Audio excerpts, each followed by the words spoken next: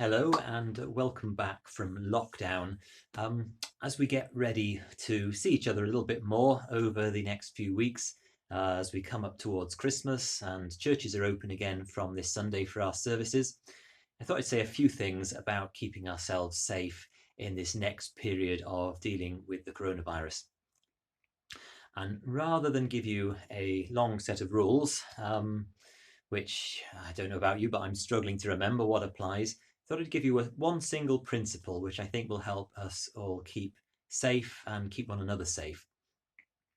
But before that, I'd like to kind of give a summary of where we are, what things are like now, what we can expect them to be like over the next few months, and then come to that single principle.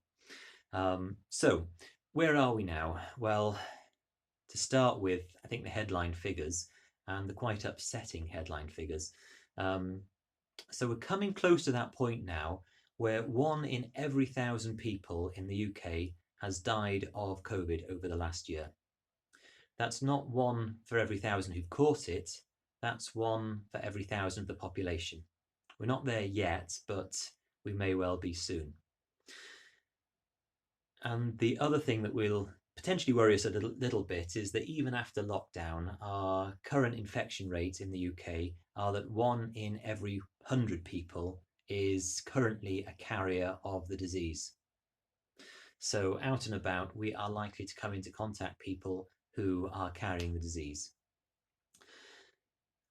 And I don't think actually that rate is going to change very much because the policy that we as a country have adopted seems to now have settled in we're going to protect the NHS. We're going to make sure that infection levels are just low enough so that hospitals aren't completely overwhelmed. And by doing it that way, it's hopefully enabling us to do as much as possible in the rest of our lives and keep businesses open and so on. But it does mean that this pattern is set now through the winter that we're going to have high infection rates, so we need to keep safe. Then you might say, but what about the vaccine? The vaccine is here, vaccinations start next week. Well, yes, they do, but there's a lag time from the first injection, and there are 2 injections for each person. From the first injection, it's basically a month before that vaccination becomes effective and people become immune. So immediately there's a lag time, but it is going to take until about Easter until all those who are in the particularly vulnerable categories are vaccinated, and things won't change till then. And although we're used to hearing about the success rates of these vaccines in preventing the disease, we don't yet know about their effectiveness in preventing transmission. So, though you may have had the vaccine and you may have waited that month so that it's active and working in you, you're not going to get the symptoms, but you might still be able to pass the disease on. We don't know that yet. So, even after people are vaccinated, we're still going to have to be careful. And when I'm talking about vaccines, there are a number of people who said to me, "Oh, are you going to have it?" I'm not sure I am. I'm not sure it's safe. I'm not sure it's been properly tested yet. Maybe I'll wait a year. I just want to say a little bit about the testing because we know that they've been doing the trials and we hear the figures that they're 90% effective or 70% effective in preventing the symptoms of the disease. Well, that's just one part of a medical trial to see if something's effective. If anything, the larger part is to see if it's safe. And for each of these vaccines, tens of thousands of people have been vaccinated and have then gone about their normal lives, except that any illness, any symptoms at all that they have are recorded.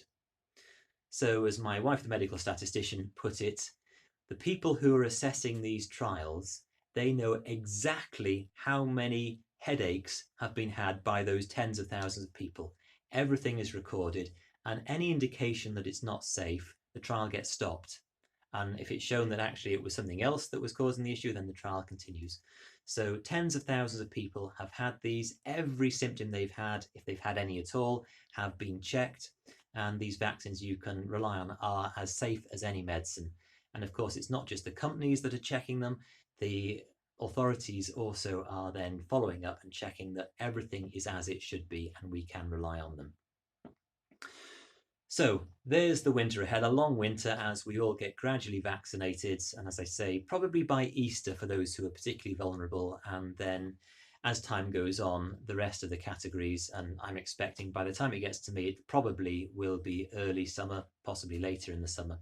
We will see.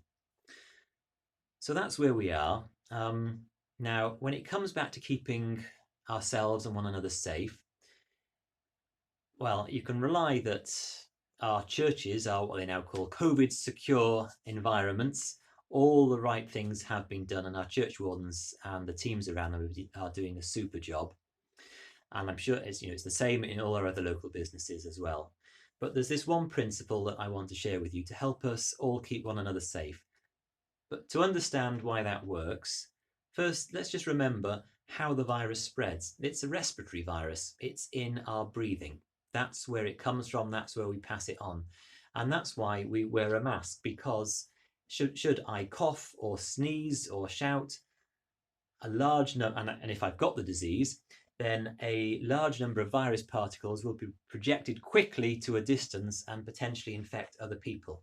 So I wear a mask to stop that happening. Of course, that doesn't contain all my breath. I'm still breathing. My breath is coming outside of the mask. So if I'm carrying the disease and I'm breathing, there will be a cloud of virus particles around me, if you like.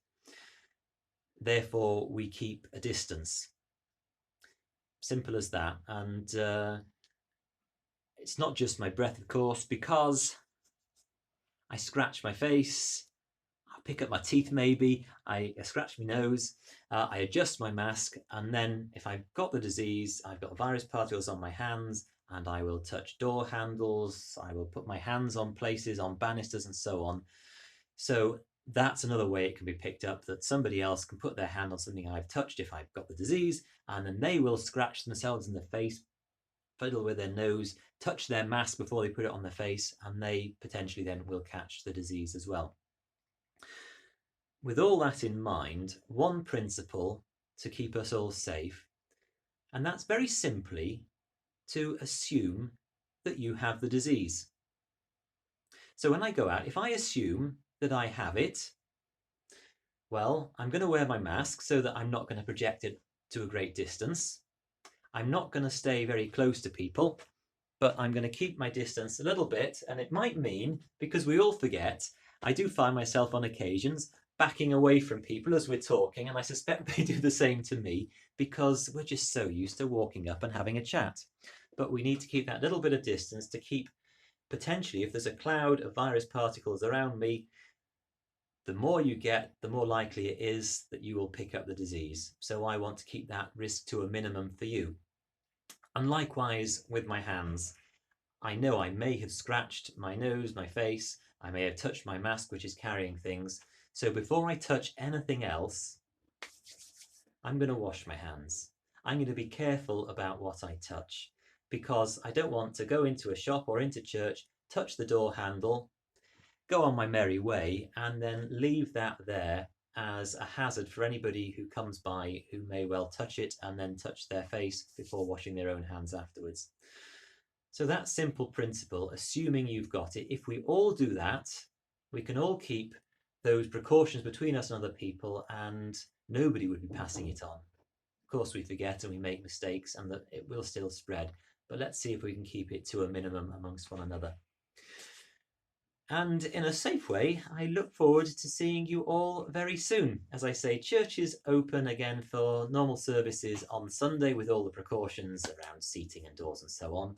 And Christmas services are coming, and we're finding ways to do those safely, and particularly for our carol services, to be outside so that we can sing and we can do that safely and have the wind blow away any virus particles that we're breathing out before anybody else gets them. So wherever I see you, I look forward to seeing you soon. Take care and keep safe.